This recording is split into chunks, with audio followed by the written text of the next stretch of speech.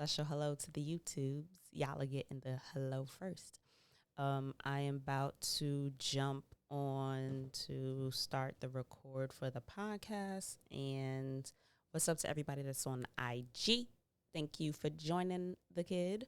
So you guys get to be here. Oh, tell my auntie I said hi, Doreen. And happy special belated and repeated birthday to my Uncle Cody. All right, so I'm going to start recording.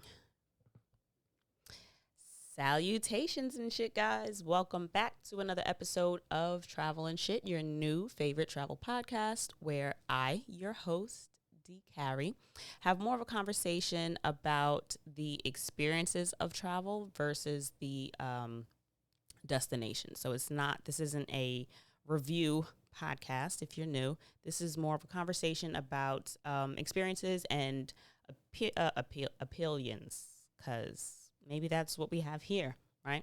Opinions on travel. So I'm trying to think.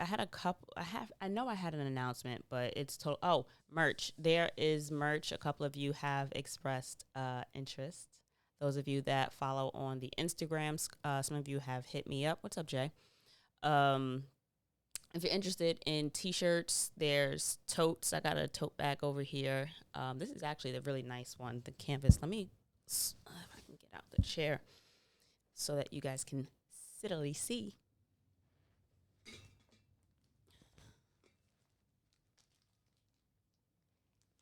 So if you're listening, you didn't obviously see it. There is plenty of merch. I've got totes, I've got socks, I've got, and by totes I mean tote bags. I've got T-shirts, mugs, this shit there. All right. So if you're interested, go to travelandshippodcast.com, or you can go to my Instagram, underscore DCARRIE, or TRAVEL, the letter N, SH underscore T, either of those Instagram accounts, and get you whatever the fuck your heart desires. So Leo season is upon us, and the kid's birthday is in 2 weeks, and I don't know what the fuck I'm going to do, but I want to celebrate, but not celebrate like by doing stuff because COVID. But I would love to maybe do something interesting. So if you have any suggestions, hit me up. Let me know. Open to that stuff. So that's pretty much it at this point. I'm going to just jump into this week's episode because, and I want to say, I have no idea why this was on my mind so heavy, but it kept coming to me, right? So for those of us that travel and do experiences when we travel, right? Now, I don't want to say that this happens differently in the sense where, because there's travel and then there's vacation, right? I absolutely believe that there's a difference between traveling and vacationing. The two oftentimes can coexist. Like when you vacation, you travel, right? But I think that there's a certain awareness that travelers, if you will, air quotes there, have that is a little bit different than a vacationer. I feel like a vacationer is going to just relax and luxuriate and kind of be waited on or tended to, and there's nothing wrong with that.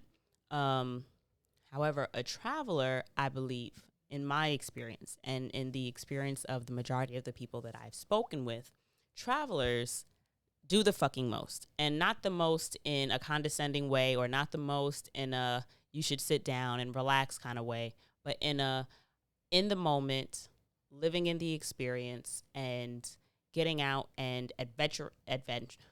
Me and the words, okay? I'm fucking tired, y'all. Adventuring and being naturally curious and exploring and doing things that we've never done.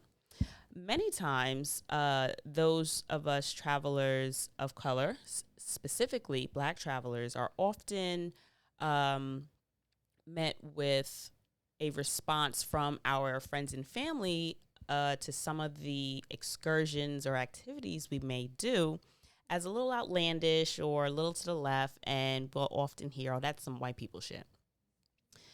And for a minute, I wanted to be like, there's no such thing as white people shit. But Black folk, we know that there absolutely is, because there are just certain things that are a bit outlandish and a little left that we, and by we, I mean those of us with sense, would never do. Now, I don't mean that in the sense of adventure and excursions per se, but there's a whole different type of lifestyle where people just do some really just stupid shit. Now, I'm not talking about adventurous things like you would see on, what was that show on MTV? Ridiculousness and stuff like that. That's not where I'm going with it. I'm talking about, to me, standard, basic, run-of-the-mill experiences that everybody should be open-minded enough to try if they want to try something that's exciting. And by those things, I mean skydiving, bungee jumping, just activities that are often done when we travel. So I was thinking back on some of the trips that I've taken, and I didn't have to dig far before I came up with some really ridiculous, I don't want to say ridiculous, but some experiences or things that I've done that I've often gotten the "that's some white people shit" response to. And one of the things that comes to mind the most, not the most, but it came to mind first only because this same time last year I was actually doing it. So the thing that, and I feel that generally things that get met with the "that's some white people shit" response is things that scare us, things that are kind of outside of the typical experience of a vacation. And I want to kind of not dance. Well, you know what? Fuck it. Let's not even dance with kid gloves or ballet shoes on. We're gonna put the hard bottom tap shoes on with this hoe. So a lot of times people vacation and do the real relaxing things, or they might do like jet skiing, or they might do stuff that you see consistently, right? But there are some of us that kind of step off to the left and do, that was my right, but you might be seeing it as the left. I don't know how the recording is appearing to you, but I'm aware of my left, my right. The major, and I also I have a couple people in mind for like a follow-up episode to this, because I've come across quite a few people that have done some really adventurous things while they travel and then in their normal lives as well. And I kind of wanted to hold off because I got a really good response from a lot of you guys on social media. And I want to share a couple of them with you guys today, the responses that I got on Facebook. But still that to say that in follow-up to this, I would really love to hear from some of you guys who have seen or experienced some of these kind of more fun or less than standard or other than typical experiences, and share with me what you guys have done, and possibly some people that you would want to hear from who've done things that are really exciting to you.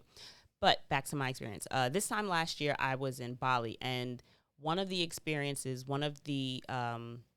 activities that I booked that scared me the absolute most was swimming with the mantas. So mantas apparently are these huge ass stingray looking things in the middle of the ocean. And I, believe it or not, am terrified of open water, but I still managed to find a way of just jumping into the ocean when I'm overseas. I wouldn't do that here in these United States. You would not find me, at Jones Beach in water past my bosom. But give me a fucking island and I'll jump off somebody's boat. So this time last year, I had indeed jumped off somebody's boat, and it was supposed to be swimming with the stingrays. And the whole time I was scared. Like, I ended up doing it towards the end of my trip. I want to say it was the last day or the day before I left, actually, which is in my mind the last day, because it's the last day to do shit. But I was afraid when I booked it, and I was afraid when I did it. And it turned out sadly to just really be a snorkeling experience, because unfortunately, um, the water was too choppy. Like the water wasn't safe enough for us to, I don't want to, not dock, because we weren't at a dock. Um, I don't know what it's called when you just stop. Anchor, maybe. It was the water was it was doing too much for us to stop at the different stop. Like there was supposed to be a couple of different places where we could have stopped to do the swim, but it wasn't available to us because of the weather. All that being said, um, I feel like low key my fear kind of like kept me from doing it somehow. Like I unmanifested that. But I still had a great fucking time regardless, right? And it turned out to be one of the best snorkeling experiences that I had. I ended up seeing such amazing shit in the middle of the ocean. The water was really clear. Um, I tried to get some pictures because I kept my like a burner phone, like I think I have like an iPhone 6 that I'll travel with, and I put it in one of them Ziploc pouches because if the bitch gets wet and if it dies, I'm over it because I have another phone, like a phone that I actually use in my normal life.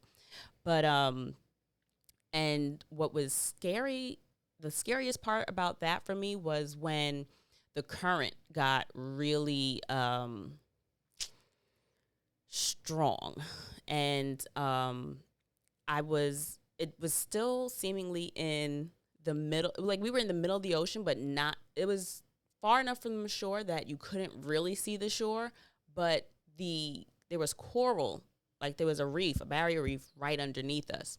So I was like, when you're looking down with I guess the snorkel mask, um, for me in my experience, it's kind of like a pair of glasses, so I couldn't really tell how far the shit was from me, and I was wildly afraid of like banging my knee or hitting myself on the coral because for some reason, I don't know how true or not it is, I was afraid that I would cut myself, and then of course if I cut myself then I'm gonna bleed, and then I was just like, fuck that, that's gonna attract all the sharks, and then I'm gonna fucking die in the middle of this ocean, right? So also didn't want to stand on the reef because I know that the reefs are, really sensitive at this point, and they're going extinct in a lot of areas because global warming, et cetera, et cetera, et cetera. So I didn't want to stand on it, but at the same time, the current keeps, like, I'm trying to swim to like avoid it, and it like I couldn't swim against the current, so I ended up having to like stand on it, and it was really scary because I was far enough away from everybody else that I couldn't, like, nobody could really help me at that point. Like, I wasn't far enough that I couldn't see other people, but I was far enough that if I were going under, that'd be it. Like, niggas wasn't coming to save me. Like, it was a dub for the kid. But I'm here, so clearly I lived through it, right? But that shit was scary. I, um, I probably would do it again just because there's something about traveling that I thoroughly and absolutely love doing things that scare me. So that was the first thing. And I started with that because it's like the 1 year anniversary of it, right? Um, the next thing that I have on the list is swimming with the seals in Peru. So again, we took a boat maybe an hour or so from shore. I don't know how far we were because there's this like whole kind of, we passed this jail that had this really cool history. We go through like um, there were two like islands next to each other. And like once we got through there, that was more like open ocean, like more open water kind of thing, which again, you're on this relatively, when you, anything you're on in my opinion, other than a cruise ship feels, even a cruise ship, I would assume, but I guess your personal size compared to the ship, it doesn't feel as small. But when you're on a boat in the middle of the fucking ocean, you feel when I say you, I mean me, felt so insignificant. I don't think people appreciate how powerful water itself is. Like the ocean is such a fucking force. Like it can, it's just one of those things where I honor and respect the power that is the ocean. And then there's the whole everything that lives under that hoe. and you don't know what's under there. There's so much. I don't know what the percentage is. I don't know what the exact statistics are, but there is still so much about certain depths of the sea that we don't know anything about. Like, I feel like we know, don't quote me on this, so don't write this in none of your essays if you're doing something for the schools, but I feel like we know more about space than we do about all the things in the ocean. We know a lot about both, but there's still so much that we haven't been able to reach to figure out. And that's on our planet that we live on, right? And that's just incredibly interesting to me. All that being said, yeah, so the kid jumped off a fucking boat into the ocean, like right next to this island of seals. And when I say an island of seals, it was literally it was an island with just nothing but seals, like just seals yelling and doing these weird, they sound ridiculous. And you don't consider that seals are animals, they're mammals, and they eat, sleep, shit, pee, and everything in one spot. When I tell you I got so sick the next 2 days, I don't think I did shit the rest of my time in Peru, just because I felt like trash. And I knew it really wasn't the weather, but then it clicked that I had basically basically ingested all of this fucking seal excrement, because you watch it slide off the fucking rocks like into the ocean, and I'm in the ocean just like, you know what I mean, breathing in the water that you don't fucking do on purpose, but it's happening because it just fucking happens, right? I'm no fucking Olympic swimmer, so a nigga was struggling a bit. Also, did you know there's a right, like, you're supposed to also step into your the vest that you wear, the lifesaver vest, or I forgot what it's called, but I feel like it's the lifesaver vest. I don't. One of y'all on the live, correct me if you're paying attention, but the thing that you put on so that you don't drown. Apparently, I didn't step into it, so because I'm small and I guess they're average size, or like one size fits all, it was like it kept riding up on me. So the vest was like up here at my ears, and it's really hard to just kind of control how much of yourself. It's really hard for me to get my bearings in the water. So I had a really difficult time pulling my shit together, and the guide basically grabbed me by the back of the vest and like swam me closer to the island. Appreciate him. And you like then we had to kind of just turn on our backs. You just sit, basically, you hold your feet up. And the seals are really apparently naturally curious creatures. So they do this, like, they just swim up to you. And so they're like little puppies. It's just like they're curious. They come closer, and they get to you, and then they just kind of like poke their heads up, and they're looking at you, and they kind of just sniff the air, and then they just disappear under the water. And then some of them pop up, and then like it was so fucking cool to be so close to these animals. It's like generally you only see them at aquariums, or you see them in zoos and shit like that. And here you are surrounded by thousands of them. Thousands of them. I'm not even exaggerating when I tell you thousands. So I posted video on the YouTube, and I always tell y'all when I talk about it on the podcast that I'll post it again so that you can see it. And generally I don't, because social media is quite the struggle for me. But one of my favorite church songs, I don't know if Courtney's still in here, but is "Please be patient with me. God is not through with me yet." Okay? So I'm working on it, y'all. One of y'all remind me if you're so interested and inclined to want to see said footage. But it was one of the best fucking experiences I have had while traveling. And again, the things I've enjoyed the most have generally been the shit I was most afraid to do. And it's so since you're doing it with a group, you don't really have time to give into your fear per se. So what was really cool, shut the fuck up, Courtney. I ain't singing shit. You ain't embarrassing me on my own goddamn show. Courtney's one of my best friends. And although Courtney can sing her ass off, I cannot. Happy belated birthday to best friend. She is the second in the trio, the OG trio of best friends that are turning 35 this year. My birthday's next Friday, and I love birthdays, so I'm super excited. But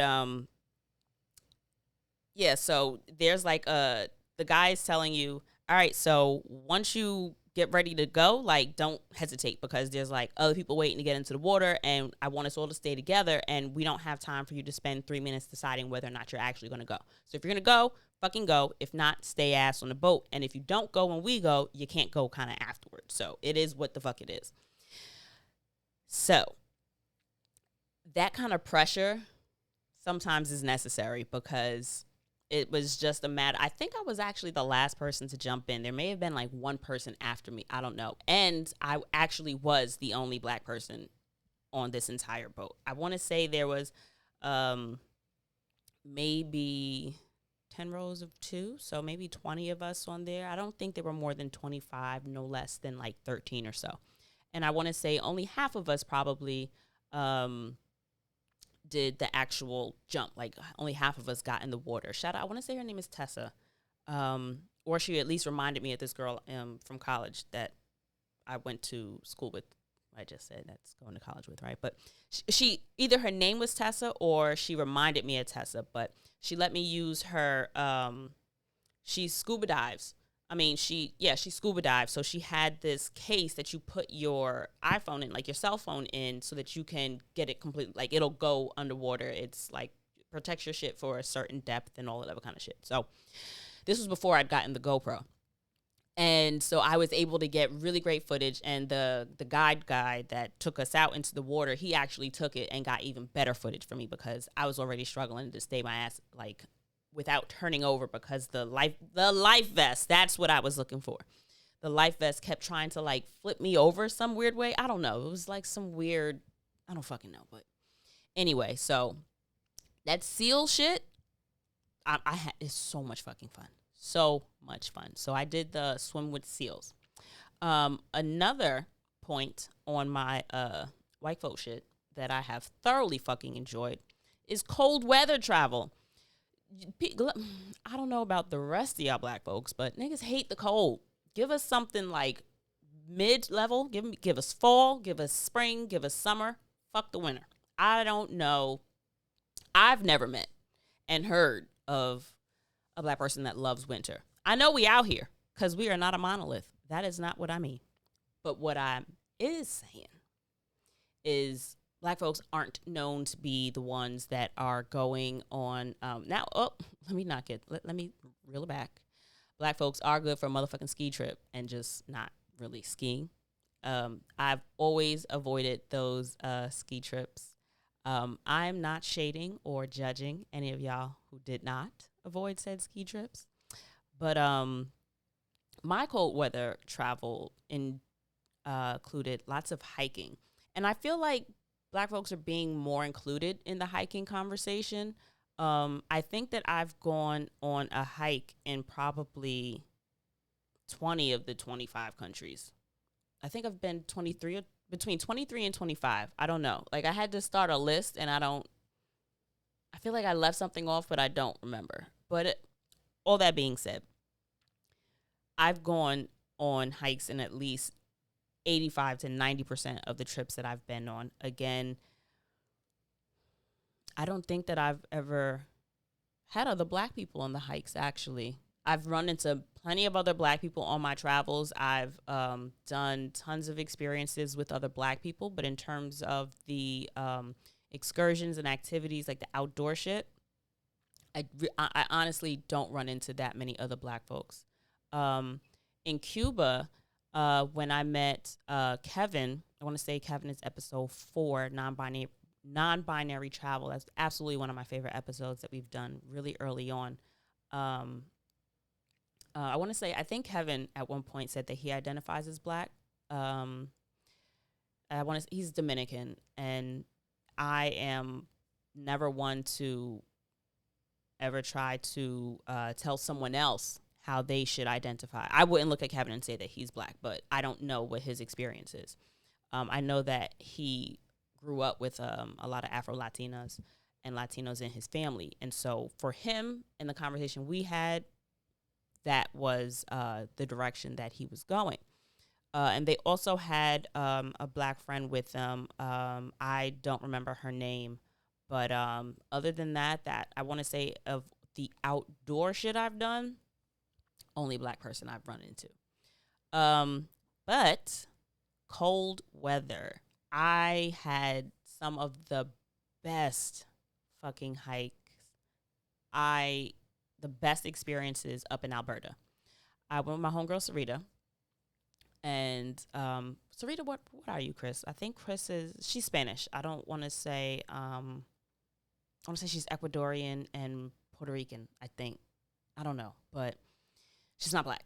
And my other hiking friend, Tanya, what are you? I think you're Puerto Rican. So again, not another black hiking friend, but still, women of color. We enjoyed the fucking hikes. We hike all the time. We go to breweries, have a good ass fucking time. But on this trip, when I tell you I've seen some of the best, the most beautiful landscapes and scenery that I've ever experienced. There's something about seeing glaciers and mountains. I personally have a really difficult time telling the difference. Apparently, the glaciers, of course, look blue in the right light, but we did a lot of driving, so there was, not always time to be able to differentiate between the two. But yeah, didn't see any black faces that whole. I might have been able to see. I think I might have seen 5 black people in the entire city, the entire week we were there, and I think we were there from Tuesday to Sunday, I want to say. Yeah, I want to say give or take Tuesday or Sunday, because Chris will do an entire, hey Tito, an entire week in a destination. But we did a lot of different areas up in Canada. So we did Alberta, we got over to British Columbia, and we did, I want to say we were in one, like while we were in Alberta, we were in Banff, we were in Calgary, we were in, where else did we do? We did Lake Louise, Pito, Emerald Lake, Yolo National Park. We did a lot of shopping. I remember we did one, I think we might have done 2 trips where we were with like a tour company. Everything else we kind of winged it, and we just kind of took ourselves, like we drove ourselves. Like you could go to a lot of the parks, park up, and experience the park at your own time. But yeah, didn't see any of the black people most of that trip. Might have seen a handful the entire week that we were there. But my black ass had a great fucking time. And cold weather, I don't enjoy cold weather, but it was something a little different about the cold up there. It's not as wet for some reason. And also, we were moving around. Like, we did a lot of hiking. So, as long as we were layered up, like, you didn't need a coat. So, I have, like, a small pack, like, one of those packable coats. I think I spent, like, $100 for some shit that I could, from, like, Macy's. And it's my travel winter coat, if you will. And the bitch is warm. It's not going to, I mean, you can't sleep outside in the snow in it, but you layer yourself up well enough. You put on a hat and some gloves, and I've been comfortable in all the different places that I've been. You just have to know how to layer. Layers are absolutely important if you're going to do cold weather. I also did a couple different European countries in the cold weather, and between that coat and I think I bought a really cute, I wanted something cute also to wear out there. And so I had a coat on top of it, and I was warm as fuck in Norway. Almost lost a toe because my feet were cold as fuck. I think I said last week or a couple weeks before, I don't give a fuck how high the percentage of wool is in your socks, 100% wool. Still, you're going to need more than one pair of socks. But I had a decent pair of boots, but I guess the boots also weren't lined enough. But yeah, do not forget to take care of your feet if you're doing cold weather destinations as well. And by take care of your feet, I mean make sure that you have layers for your feet, or you have appropriately lined or weather appropriate footwear. Like, you're not going to just wear a pair of sneakers and some socks and be okay. It's not happening. That being said, we had a really great time. I saw some really, really, really beautiful views, and that's one of my top 5 trips. Alberta is an easy top 5 trip. And another thing that I feel that is kind of not on the short list of things to do for Black folk, typically, like in a stereotypical sense, because for the most part, like I said before, in terms of travel and experiences, other than like ridiculously stupid shit that we would see, like the ridiculousness and Punk'd, and what was the other Jackass? That's the show I was thinking of. That's white people shit. I don't give a fuck. That's white people shit. Hiking, tubing, skiing, snowboarding, that's not. That's everybody's shit. However, it's just that Black folks are not highly portrayed. We are not in the marketing material. We're not in the group of people that are pushed and have these experiences targeted and directed to. So you don't necessarily see us in these experiences because it's not something that is, it's not a space that necessarily was crafted for us.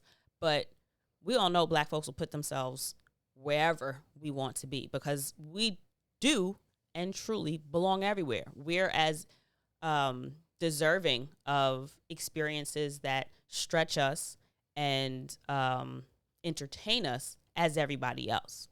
But the next thing on the list is eating exotic foods. And by exotic, I just mean, well, not I just mean, but in this sense, I mean termites.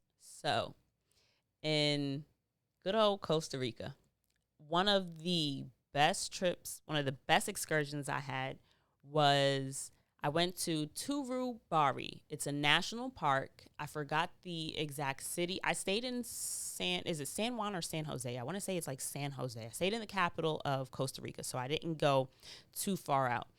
I actually do want to go back to Costa Rica and go, I want to say it's like south on the island. I want to say it's like 4-hour bus ride or a 4-hour drive from the airport. I know it's far as fuck from the center, and they've got like black sand beaches, and there's supposed to be a lot of, I want to say there's this was a couple years ago, I'd heard about it, but there was a Black owned resort, like a wellness resort and retreat out there that I absolutely would love to visit. But that's on the medium-sized list of things that I want to do, because I've said before that I don't really like the idea of revisiting places that I've been before, just because there's so much in the world that I want to see that I kind of don't want to I don't want to go back other places. But I went to Turu Bari, and there's a package where you can choose 3 different things in the park. There's a ton of shit to do. Zip lining's one of them. I've known a couple other Black people to go zip lining, but that is actually on the list of things that, and so one of my past guests, well, I'll get back to that part in a little bit later because flow. Getting better with these outlines, guys.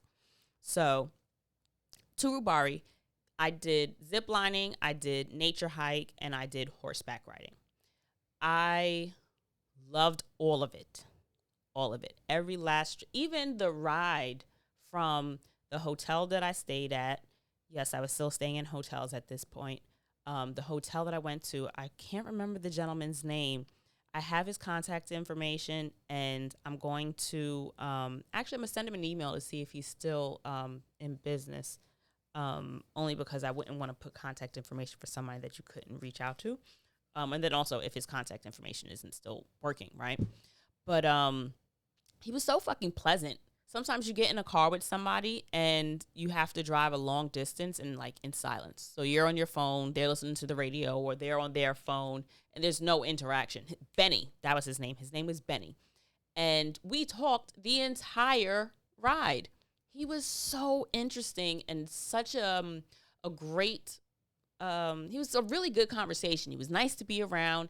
He didn't make me feel weird. He didn't give off creep vibes or anything like that. Because sometimes, people may not intend to be creepy, but I don't know if it's like a cultural thing.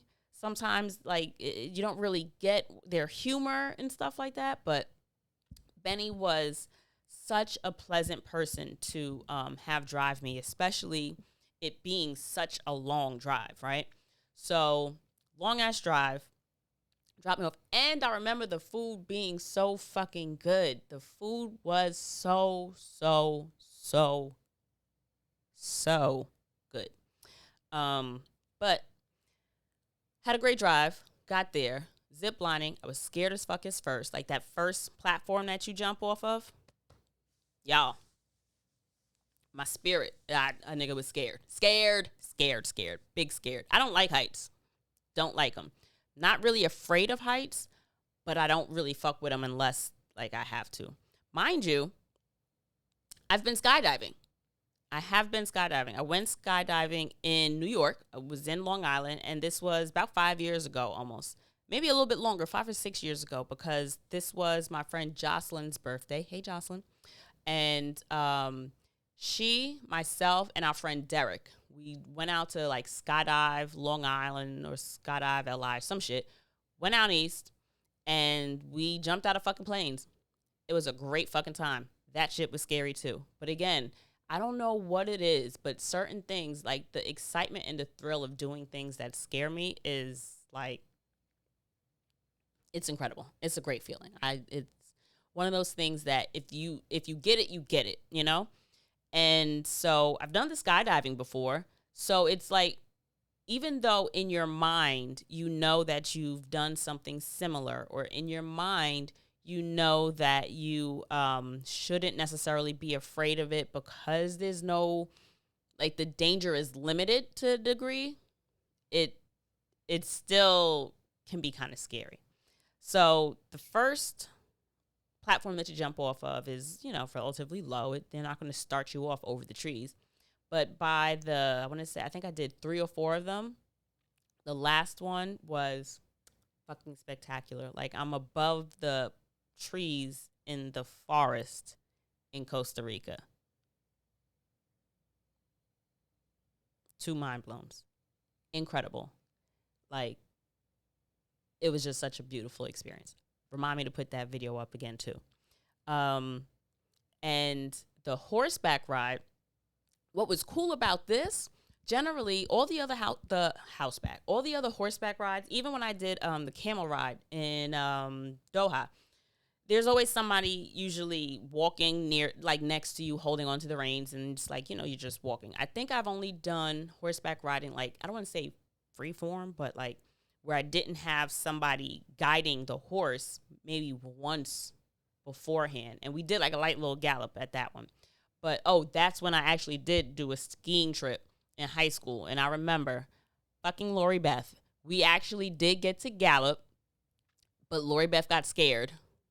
And so the dude was like, all right. We'll go back to trotting. I was fucking tight. But I can understand how somebody could be scared. We were like 16 or something like that. So, no, we were 17. This was our senior trip. So, still a little salty about that, clearly. But so this time in Costa Rica was only the second time that I'd been on a horse. Like, I'd been on a horse more than the 2 times, but this was only the second time that I hadn't had the horse guided. So we're going on this hike through, I guess it's the jungle in Costa Rica. But so we're going through this ride, and when I tell you, I saw some of the most beautiful views I'd ever seen in my life. And it's like, they knew where they were going, of course. So the vantage point where you can look out, and then it's like being able to see like these wildly, impressively colored birds just like soaring through the sky. They look like Toucan Sam looking ass head ass birds and it's just like you're able to see like, were we able to see Arenal? I don't know if you could see the volcano from there, but you could see like, there was somebody's volcano. Volcanoes and mountains all look the fucking same. It's big ass rock in the ground, right? But just like being able to look over the jungle and then see all the mountains on the side, and then you hear all the animals in the background. It was so fucking beautiful. And my scary ass, I was too afraid to take out my camera while I was on the horse. I think I left it in my bag and just kept my bag on my back just because I didn't want to drop the phone. Mind you, you up on the fucking horse, so you're easily like 6 feet up or however tall the fucking horse is. But I'm what, 5'5", so bitch, we was up there. And I didn't want to lose my phone, and I absolutely wasn't riding on no wild horse. And by wild, I mean it's not my pet dog, right? So that's wild if you ask me. I wasn't riding on no fucking horse without somebody holding it with one hand. So that whole trying to do videos and stuff wasn't happening. And of course, this was pre-GoPro, so it's not like I could just hang it on my chest or anything like that. So missed out on that opportunity for footage. But that's what it's kind of alludes to what I was saying previously. I've said it in plenty of other episodes. Intentional travel is so important to me, and I really, really implore you all and highly suggest that when you travel, try to take some moments for yourself. You don't have to really, although I can absolutely appreciate the beauty in a captured moment so that 30 years from now you can look back and see and experience it. But you're never going to be able to experience it firsthand. Like the same way I'm never going to be able to experience recording this episode again, because it's a moment in time. Even though I could have the same conversation at a different time, it's not going to be this episode. So even though you can go back to Costa Rica, you can go back to Cuba, you can go back to Colombia, you can't have the same experience, and you absolutely can't experience something for the first time again. So I really try to be intentional with soaking in how I feel in the space, how I'm experiencing myself, the feelings that I'm feeling while I'm seeing all these things. And that's just, even though I couldn't draw. I'm not an artist in terms of drawing. I couldn't draw what I saw. I couldn't necessarily describe it detail by detail, but at the same time, I could still see it. You know what I mean? If that makes sense. I can still see the view on the horse in Costa Rica, and it was magic. But the last thing we did was go on a nature hike. And in the nature hike, it included a couple of different stops. And there was actually like a low-key zoo on the property. And at the zoo, they had a bunch of shit that was just like not really interesting. However, I got to hold a baby crocodile, which fun. Also got to grind sugarcane with actual oxen. So they put you not a silo, not a plow, but like I don't know what the grinding mechanism is called, but it's you kind of just, okay, go ox. And so they walk around the thing. It's like, and it grinds it, and you just kind of feed the cane into it, and so it grinds it down, and it turns it into like a candy, but it goes through like 2 or 3 different steps in the process. I don't fucking know, but it was bad fun, and the shit was actually kind of good. So I was able to hold a little crocodile. That was cute. So the ox did the sugarcane, and while we were just walking through the jungle, the guy goes, oh, and it was the leaf. I don't know what kind of leaf it was, but he was saying like it's used medicinally, of course, to numb the mouth if somebody has a toothache and all the other kind of stuff. He was saying that his grandfather would tell him about this leaf. And so he took it off, and he was just like, you don't need a lot of it, but you just kind of like bite it and then like touch it on your tongue. Like you don't put the whole shit in your mouth, but you bite off like a really small piece and you spit it out. You don't ingest it, and like your shit goes numb, and it absolutely fucking does. You don't eat, like when I tell you, you just need like a tiny, like just the tip. That's what she said. You just need just a little bit, and like you can feel your shit go numb. So of course I did it, and yeah, it went numb, but it returns, of course.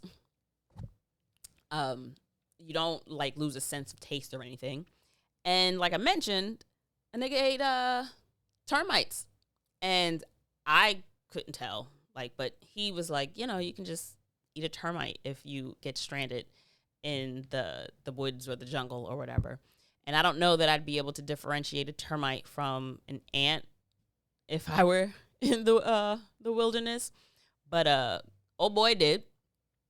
And of course, I let him go first. And sure enough, you put him in your hand, and they're kind of still moving. And then you just, you lick it, you just eat it. And I want to say I'll never forget. They taste like fucking carrots.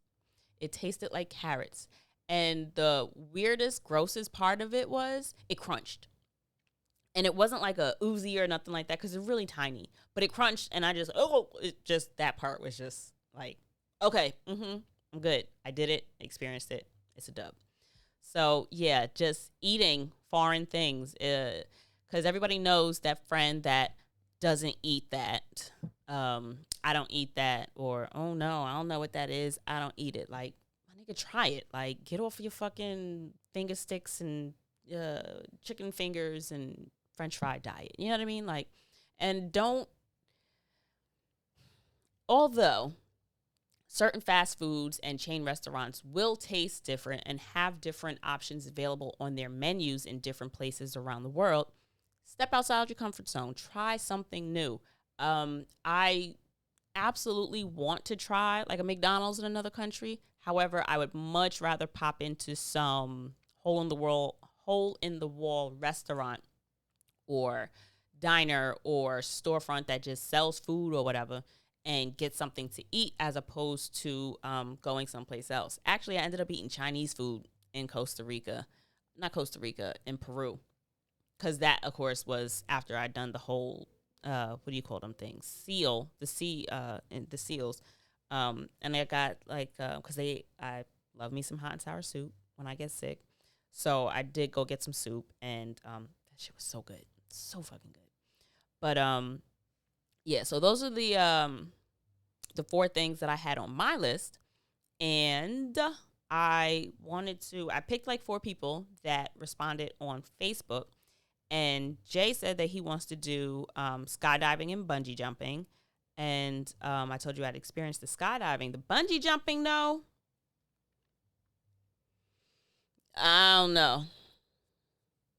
I don't know if I want to do that. It's that bounce back, that the snap back that kind of worries me. I'm a little if on that. I'll probably do it at some point. Almost did it in Vegas because I stayed at the Stratosphere, and I know you can jump from there, but I was doing something every day, so I didn't really it wasn't on my long or short list of things to do. If I had run out of shit, maybe, but otherwise, I was good on the bungee jumping. Now, Jade, who was also a guest, Jade is the incredible mom that homeschools her daughter, Jayla. Congratulations to Jayla again, who wrote her first book, Traveling Paws. You can, what, I'll put that link in the description as well, so you can check out her book. If you have any, I'd say not early readers, I want to say Jayla's middle school age. So if you've got probably, I'd say 8 to 13-year-olds in that range, I'm assuming here. I didn't read the book, but I bought it for one of Auntie's babies, my pseudo goddaughter Lucy, and sent it out there. And so congratulations again, Jada, on your book. But Jade was saying that she likes to stay 10 toes down, and Jayla did the zip lining, and Mama was there to watch and video. And she also said that they did a boat ride where they boated by hippos and alligators. In Costa Rica, they also had this tram that got you from one spot to the other in the within the grounds of the, I guess, jungle where they had the park. And they were able, like, you can see all of the what do you call those?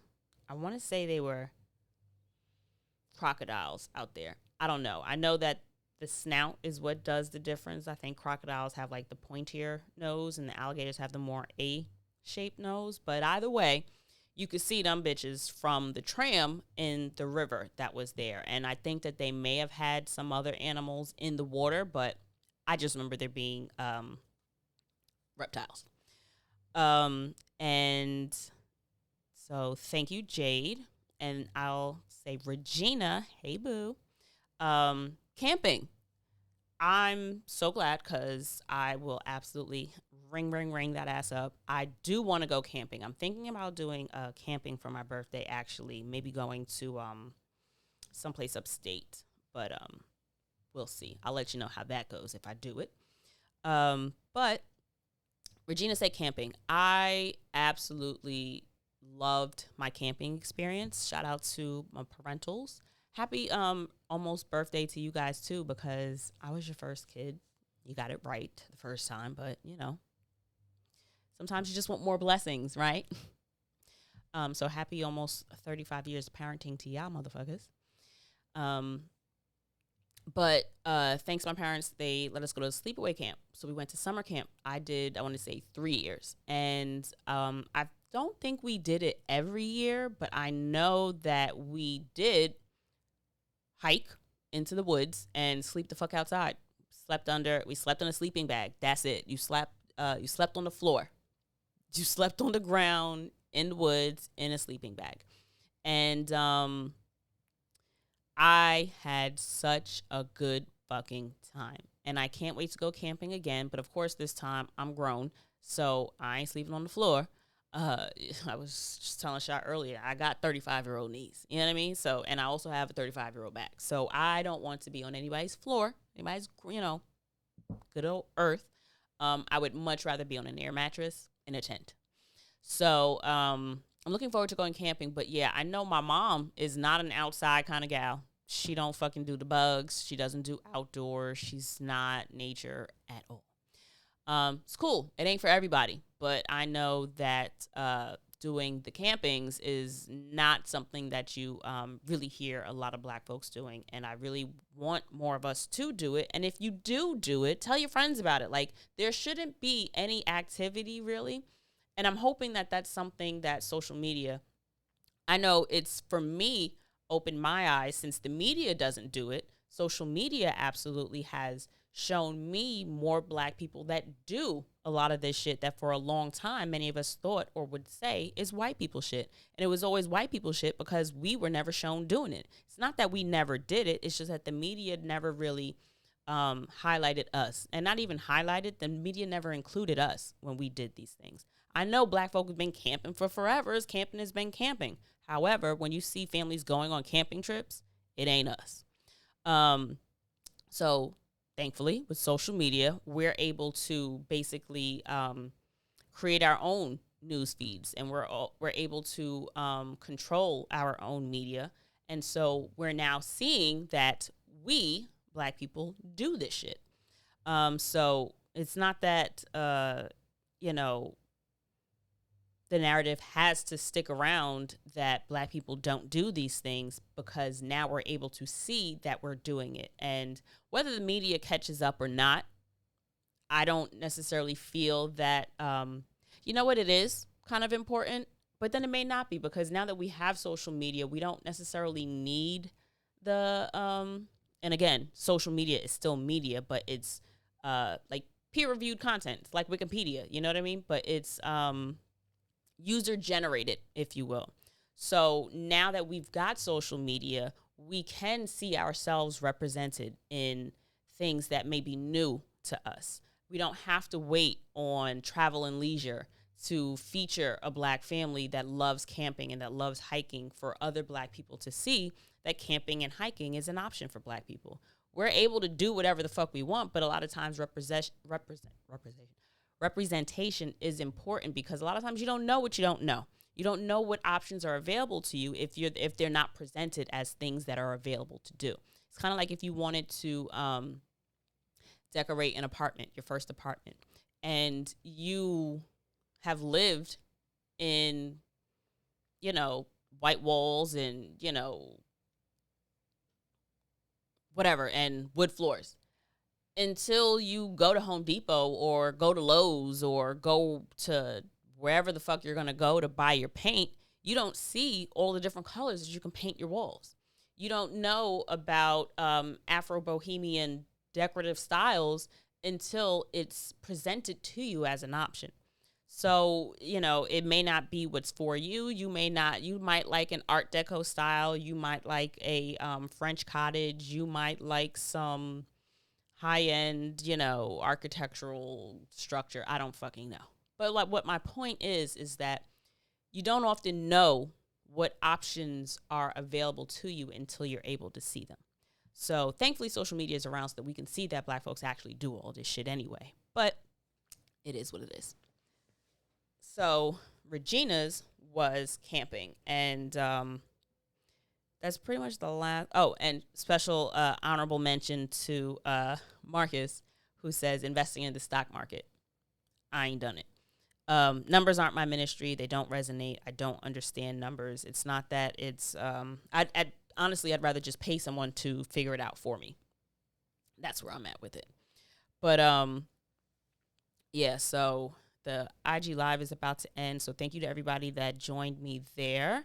I appreciate seeing you guys with me. But yeah. So I have never invested in the stock market. It's not that I don't. Maybe I think I would intend. I could see it happening at one point. I don't. It ain't my thing. But when I start making long money, why not? You know what I mean? Because you want your money to work for you. You don't want to have to work for your money. That's wealth. When you just wake up and that shit does it on its own. You don't have to do anything to get your money to increase itself. So, yeah, I hope that this episode, especially with there still being some summer left, get out and try to do something. There are plenty of things that we can do in our own neighborhoods. And by our own neighborhoods, I had a couple people join from a couple of different places. I know I had Laura from Cartagena jump on. Let me see if I can. I don't know. Lou, I don't know where you're from. C. Brown, I don't know where you're from. B. Newbie, I don't know if, I feel like you might be. I know you're friends with Diana, so I don't know where you are. But yeah, I know that even if you're not in the United States, even if you're not in New York, wherever you are, there's something that you can do. There's something nearby within reason and health concerns, safeties, whether or not you have to wear a mask or there's a certain number of people that are allowed on the property or the grounds at a certain time, whatever that may be. But there are plenty of things that we can all do safely within our local neighborhoods, and by local I mean 5-6 hours max. I'd say maybe 4 hours is good enough to kind of venture out from. You don't necessarily have to stop you might want to stop in a 4-hour drive, but you probably only maybe stop once, use the bathroom, stretch your legs, and then keep going. But I say all that to say that even though you haven't necessarily seen people that look like you trying something or experiencing something, that doesn't mean that it's not available to you as an option. Your money spends. Your money spends. I would offer that you step outside of some of the things that you're used to looking to for travel inspiration. Like I know we like to follow us in our community, and there are plenty of us that are showcasing us in these spaces and having these experiences. I know that not Travel and Leisure, Condé Nast. I'd taken my grandma to a doctor's appointment, and I didn't have good cell service, so I'm like, fuck it, I'll read the magazines that are here. And one of them that I picked up because there's like a beautiful travel photo on the cover, and I dove in, and it was just like, even if you don't listen to it in the tone of whomever the author is, a lot of the articles are still really interesting. Some things you can tell are written with a certain voice, and they may not resonate. But even though something isn't necessarily directed or marketed towards you, like I said, your money spends. So if something interests you, if something intrigues you, look into it, explore, see if you fucks with it. You might fucking like it. So I would absolutely implore you guys, with your intentional travels, be intentional about making decisions and having experiences that are outside of your comfort zone when you travel. Step out a little bit further and try something new, whether it be a new food, whether it be a destination that you've never been to. I know a lot of people are going to Iceland. I haven't been yet, but I know Danielle Desir's done a lot of different Iceland travel, bunch of different travel trips to Iceland. I believe she's got a guide for going to Iceland. And I know two of my favorite social media influencers, Hey Friend Hey and Shameless Maya, did a trip to Iceland as well.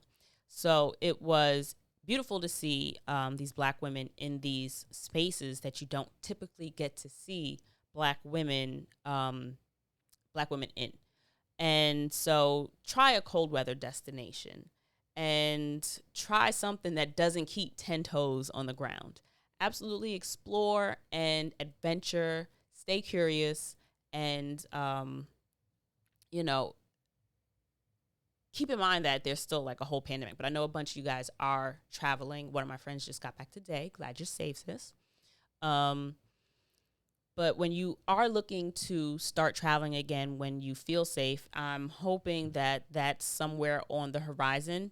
I personally don't think I'll be traveling for the rest of the year, only because we're all seeing what is going on in basically 45 of the 50 continental states. I mean, what do you have? 49 continuous states? What do they call it? Contingent state? No, there's a word for all the states that's connected on the landmass, like not Hawaii and not Alaska.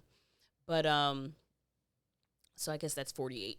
So there is a complete uptick in COVID. So I'm probably pretty fucking sure that it's going to restrict our movement for quite some time. But for those of us that are traveling, or for those of us that are traveling, our options are really limited since the U.S. passport is trash at this point. So although you may have had certain things on your mind for your 2020 destination list and all that other kind of shit, we all know that we can't really go to the places that we may have been able to prior. So you may have to think outside the box in terms of travel if you do indeed decide to travel. And if you aren't traveling now, it doesn't hurt to fucking plan a trip. Even though you can't go today, or you may not be able to go 6 months from now, you could always put together a fantasy trip. Now, granted, the services and accommodations that you may book may not be available to us in a year from now, because who knows what economic effects that this is going to continue to have. However, there's never anything wrong with putting together a trip for the future. You can set up different itineraries. You can look into different destinations. And this is really, especially if you're not in the space to travel right now, whether it be because you don't have the financial access to it right now, or because you don't feel safe traveling, like many of us don't, you can absolutely take your time and just look into all the different resources and the different places that you may not have thought to go before you, because I personally tend to do my travel booking kind of like last minute. I'm a little bit more spontaneous in terms of the destination, only because I always go based on price. I have explained previous episodes before, I'm unable to necessarily pick a time during the year. We choose our vacations in trimesters, and you can request whenever you want, but you never know when you're going to get. So for me, it doesn't really make sense to choose a week of time based on a destination. Like, say I wanted to go to India, which I do. If I want to go to India and it's cheapest the second week of September, I've got no guarantee of getting the second week of September off. So I can't necessarily book my travel based on when, a destination is most affordable to me, is my point. So what I do is I just go by when I do get approved, and wherever I can afford to go. So when I plan my travel, it's always within like a 2 or 3 month window. So I don't always have, and then sometimes that 2 or 3 month window actually is in like 2 weeks. Because if I get approved for a week, that's actually, by the time I get the response, if the week that I got approved for is a week or two away, that's all the time that I have to plan the actual trip. So if you're not ready to travel now, I'd offer that you set up a wish list of places that you'd want to go and things that you'd want to experience that you can now spend more time being detailed to really craft and there's a word in particular I was looking for. Craft, customize. I can't think of it. I actually like the word, but you can put together like your dream trip. So stay tuned. No, not stay tuned. Be sure to follow on Instagram. Again, it's _DCARRIE. And the show is TRAVEL, the letter N, and SH_T. If you would be interested in merch, boop, boop, there's Travel and Shit merch, and you can get that at the website, travelandshitpodcast.com, or you can go to Instagram in the bio. Also, please, if you enjoy the show, I'd appreciate you subscribing on whatever platform you listen. Rate the show, leave a comment. It absolutely adds to the analytics, the metrics, the engagement with the show absolutely makes it more visible to other people. So I'd appreciate your help getting the word of mouth. Thank you to Ebony, who shouted me out and was telling everybody how much she loves the show. I appreciate it. It ain't just me and my mama that love the shit and think it's a good show. So for the rest of you, tell your friends to listen to Travel and Shit. Rate and subscribe and comment. Review the podcast on whatever platform that you do listen to. If you are interested in the visuals to see my beautiful face and those beautiful faces of my guests that I have, also feel free to watch on YouTube because the episodes are available on YouTube. And you could just search Travel and Shit. It's spelled the way I've been telling you guys to spell, the way that you're going to search for it in your podcast feeds. So it's going to have the exclamation mark for shit. But yeah, search out Travel and Shit. Just make sure you use the letter N. And I feel like you already know that if you're listening to it already. But I'd appreciate you guys supporting the podcast on the different social media platforms just to really help get the show more visible so that more people can see.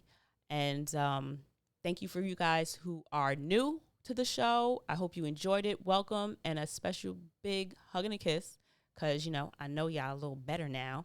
You guys get a little more affection. I appreciate you guys for rocking with me. Thanks for listening, and I will see you guys next week. Bye.